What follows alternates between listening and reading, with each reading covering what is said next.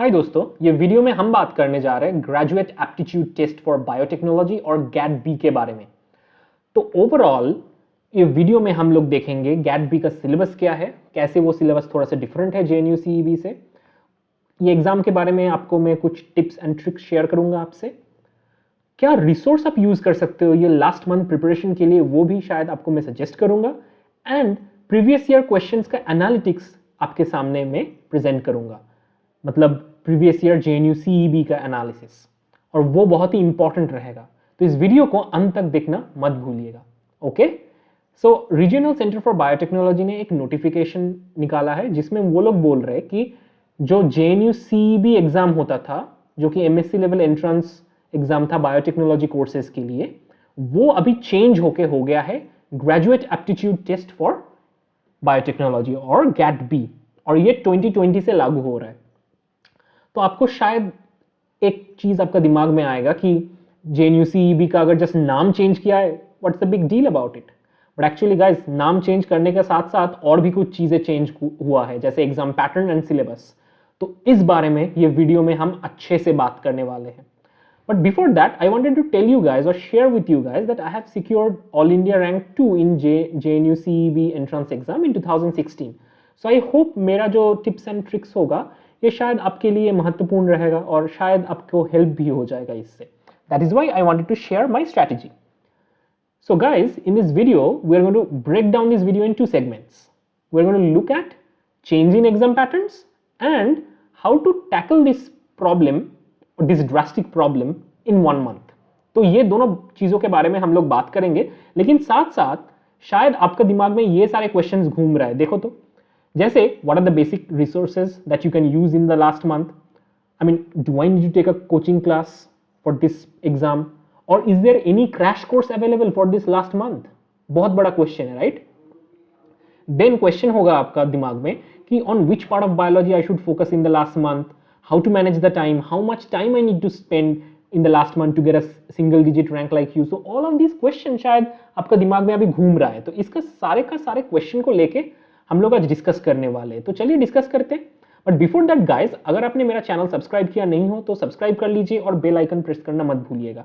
अगर आपको ये वीडियो अच्छा लगे तो सोशल मीडिया में शेयर कर देना। और मैं अनअकैडमी में प्रेजेंट हूँ और मेरा कोड है AP10। इस AP10 कोड को यूज करोगे तो आपको 10% डिस्काउंट मिल जाएगा मेरा कोर्सेज के ऊपर।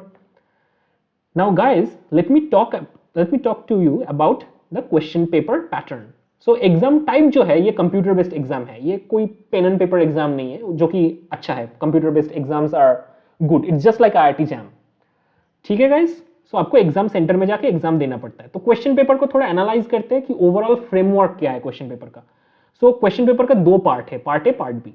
पार्ट ए में क्या है, 60 मल्टीपल चॉइस क्वेश्चन आपको दिया जाएगा। क्लास 12 लेवल का क्वेश्चन आएगा। फिजिक्स, केमिस्ट्री, मैथमेटिक्स और बायोलॉजी चारों के चारों सेक्शन से आपको ये क्वेश्चन मिल सकता है, ये 60 क्वेश्चंस। ओके, तो अभी देख लेते हैं 60 क्वेश्चन का कितना मार्क्स होता है।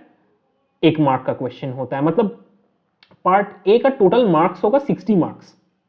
For every correct answer you would get 1 mark, every wrong answer you would lose half mark. It's important क्योंकि आपका 50% नेगेटिव मार्किंग है।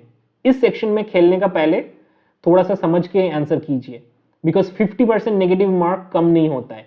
लेकिन ये भी सोचिए, अगर आपने ये सेक्शन में ज्यादा से ज्यादा क्वेश्चन को आंसर नहीं कर पाया, मानो कि 60 क्वेश्चन में से आप ओनली 30 को आंसर किया, लेकिन सारे के सारे 30 आंसर ठीक आंसर किया, तो क्या होगा, आपका नेगेटिव मार्क नहीं आएगा लेकिन स्कोर भी होगा। लेकिन 60 करने का चक्कर में अगर आपने बहुत ज्यादा नेगेटिव मार्क हो गया आपका, तो नेगेटिव मार्क काफी ज्यादा है गाइस, काफी ज्यादा नेगेटिव मार्किंग है यहाँ पे, हाफ मार्क नेगेटिव मार्किंग है, राइट? तो ये आपके लिए डिट्रीमेंटल रहेगा, आपका रैंक को पीछे ले जाएगा। तो इस बात को हम ध्यान में रख के चलेंगे, राइट? देन पार्ट बी होगा। पार्ट बी क्या होगा? पार्ट बी में है 60 मल्टीपल चॉइस क्वेश्चन जो आपको आंसर करना है। लेकिन ये 60 मल्टीपल चॉइस क्वेश्चन आप 100 MCQ क्वेश्चन से पिक करते हो, मतलब आपका टोटल 100 क्वेश्चन होगा पार्ट बी में, उसमें से आपको 60 आंसर करना है। कहां से क्वेश्चन आएगा? जो आप BSc लेवल में पढ़ते हो बेसिकली, उसमें से क्वेश्चन आ सकता है। ठीक है, biology, maths, biochemistry, microbiology, zoology, ये सब जगह से क्वेश्चन आने वाला है। ठीक है, तो हम लोग इसके एनालिटिक्स के बारे में तो थोड़ा बात करेंगे, बट फिलहाल एक चीज देख लेते हैं, कितना मार्क्स का क्वेश्चन होता है ये? सारे का सारे 3 मार्क्स का होता है, राइट? सो ये सेक्शन में टोटल रहेगा 180 मार्क्स। आपने सही आंसर दिया तो 3 मार्क्स मिल गया, भूल आंसर दिया तो 1/3 नेगेटिव मार्किंग है, मतलब 1 मार्क डिडक्ट हो जाएगा आपको, राइट? सो ये सेक्शन थोड़ा सा सेफ है, आप थोड़ा रिस्क ले सकते हो, बिकॉज यहाँ पे नेगेटिव मार्किंग काफी कम है compare to the previous section. But इस सेक्शन में एक ट्विस्ट है, क्योंकि पार्ट बी का सिलेबस के बारे में अगर हम बात करना चाहते हैं तो सिलेबस कुछ लगभग ऐसा है। तो पहले कुछ कुछ मैं बताऊंगा जो कि ऑलरेडी आप जानते हो, ऑलरेडी आपने थोड़ा बहुत सुना है, ऑलरेडी आपका थोड़ा बहुत जानकारी है इसके बारे में। जैसे सिलेबस में ओवरऑल जो ब्रॉड हेडिंग्स होगा वो है virology and microbiology, cell biology and cell communication, molecular biology and recombinant DNA technology, fundamentals of biochemistry and metabolism, immunology, genetics, ये सारे चीजें। तो लगभग सभी को ये टॉपिक्स के बारे में ओवरऑल पता रहता है या फिर जानकारी रहता है, या फिर अपने कोर्सेज में ये सारे टॉपिक कुछ ना कुछ तो आप पढ़ते ही रहते हो, राइट? सो ओवरऑल ये टॉपिक्स आपके लिए बहुत डिफिकल्ट नहीं रहेगा। So 70% of the syllabus is not at all going to bring a headache at this moment. But what is going to bring headache? वही है ये न्यू टॉपिक्स। न्यू टॉपिक्स में क्या डाला गया है? Basic bio informatics, basic bio engineering and bio processing, and animal and plant tissue culture methods.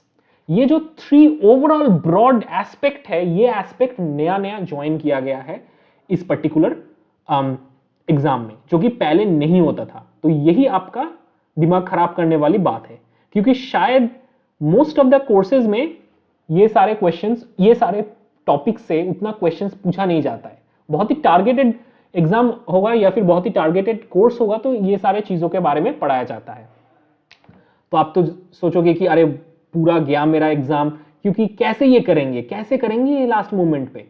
क्योंकि अगर बेसिक बायोइन्फॉर्मेटिक्स के बारे में सोचोगे, वहां पे major bioinformatics resources, database, tools, ये सारे जो चीजें हैं ये बहुत ही बेसिक लेवल के हैं, बहुत ही डिफिकल्ट नहीं है। और मेरा चैनल में आपको सारे के सारे वीडियोस प्रिपरेशन करने के लिए मिल जाएगा, और मैं जल्द अपलोड करने वाला हूं ये सारे वीडियोस, जो कि आपका प्रिपरेशन के लिए हेल्प होगा।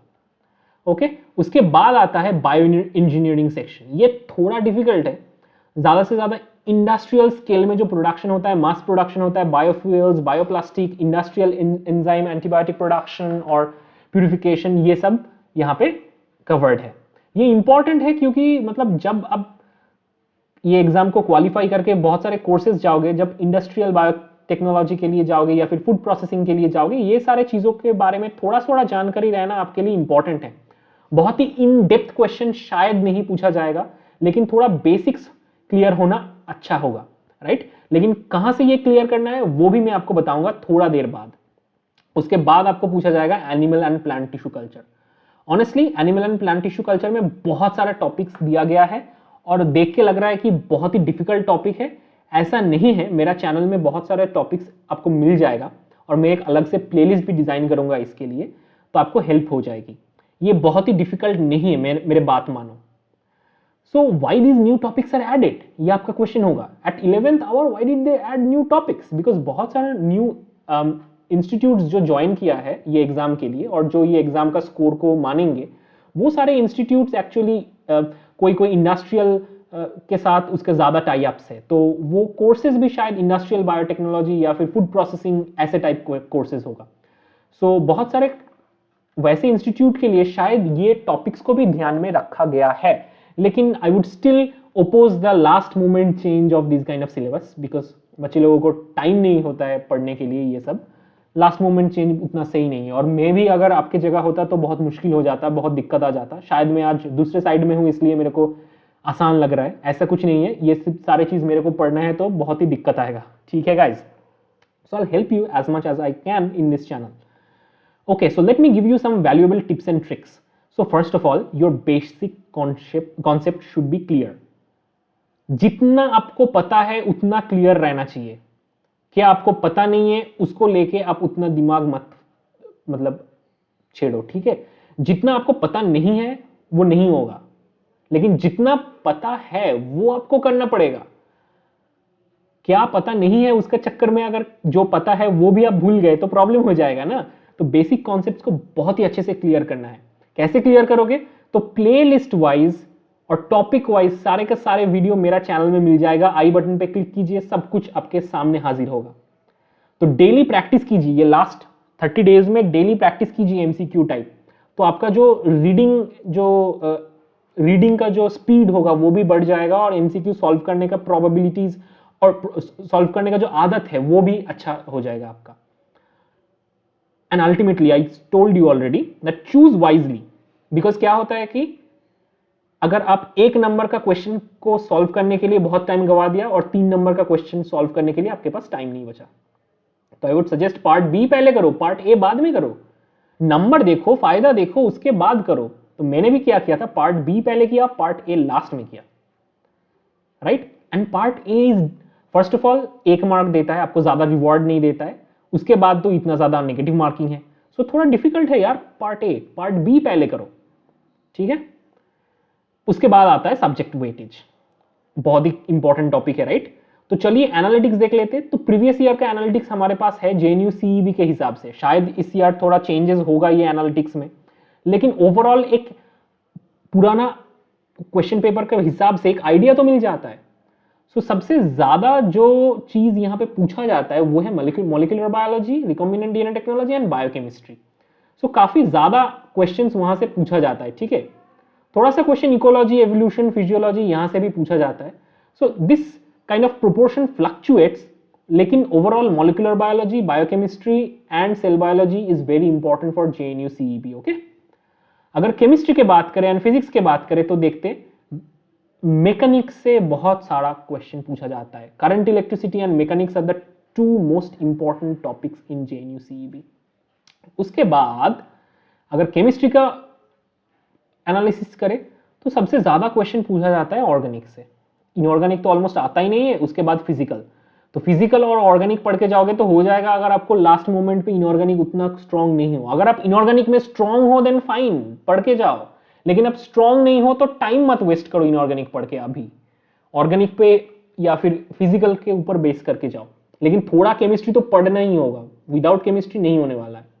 मैथ्स पे जाओगे तो बहुत सारा क्वेश्चन आता है, calculus, differential calculus, integration, differentiation, differential equation, ये सब के ऊपर। तो कैलकुलस एक बहुत चंक होता है। तो मैं जब गया था मैं सिर्फ कैलकुलस करके गया था, मैं ज्यादा कुछ पढ़ा भी नहीं। कैलकुलस और अलजेब्रा के भरोसे में चला गया और कुछ किया भी नहीं मैंने। तो कोऑर्डिनेट ज्योमेट्री से भी काफी क्वेश्चन पूछा जाता है, लेकिन मैंने कभी पढ़ा ही नहीं था कोऑर्डिनेट ज्योमेट्री, क्योंकि मैं बहुत वीक था। तो आप कस्टमाइज करो आपका स्ट्रैटेजी। अगर आप कोऑर्डिनेट ज्योमेट्री में बहुत स्ट्रांग हो तो कोऑर्डिनेट ज्योमेट्री, अलजेब्रा पढ़ो for your own convenience, okay. मैं आपको सच में ये एग्जांपल नहीं दे सकता, लेकिन ओवरऑल एनालिटिक्स आपके सामने हाजिर कर सकता हूं। तो रिसोर्सेज आपको कहां से मिलेगा, यही मैं अभी लास्ट मोमेंट में बात करने वाला हूं। तो फर्स्ट ऑफ ऑल बोलूं, अभी जो रिसोर्स सच में आपको बचा सकता है वो है life sciences books, okay. Life sciences book 1, life sciences book 2, एकदम ट्रिम्ड सिचुएशन में लिखा गया है ये बुक। जितना चाहिए उतना ही है, उतना पढ़ोगे तो मेरे हिसाब से काफी है। लेकिन मैंने जब प्रिपेयर किया था मेरे को पता भी नहीं था ये बुक्स के बारे में, लेकिन बाद में मैंने देखा कि इट्स एडिक्वेट। अगर आपको ये बुक खरीदना हो तो Amazon का लिंक डिस्क्रिप्शन में दिया गया है, तुरंत जाओ खरीद लो। उसके बाद गाइज ये जो 2 बुक है यहाँ पे, जेएनयू का previous year questions and MCQ solving, ये भी बहुत इंपॉर्टेंट होगा लास्ट मंथ में। अगर आपको नहीं है ये सारे बुक आपके पास, जल्दी से जल्दी Amazon से ऑर्डर कर लो प्लीज। लास्ट में फिजिक्स, केमिस्ट्री, मैथ प्रिपरेशन करने के लिए मैंने यूज किया था जेई मेंस इन 40 डेज वाला एक सीरीज आता है अरिहंत का, वो। क्योंकि इसका फायदा क्या है, चैप्टर वाइज और टाइम वाइज आपका ऐसे भाग किया जाता है। मानो कि कैलकुलस का टोटल 10 चैप्टर्स है, तो हर एक दिन में आप करोगे तो 10 डेज में आपका कैलकुलस कवर हो जाएगा। तो आप एक दिन में बैठोगे, क्या पढ़ोगे सोचोगे, दूसरे दिन में कोशिश करोगे, तीसरे दिन में नहीं होगा। ऐसे करने से बेहतर है ये ऑलरेडी सब कुछ किया गया है, आप यूज कर लो ये। और ये बहुत ही फायदेमंद बुक रहा मेरे लिए। तो अगर आपको ये डेफिनेटली करना है तो जल्दी से जल्दी आप लिंक पे क्लिक कर लीजिए, okay. At the end of the day there is a alternative strategy. अगर आप ऑलरेडी मॉलिक्यूलर बायोलॉजी, लेनिंजर, ये सब बुक्स पढ़ते हो, जैसे मैंने ऐसे ही पहले से यही बुक्स पढ़े थे, ठीक है, तो I was more comfortable with these books, That's why during revision I use these books only.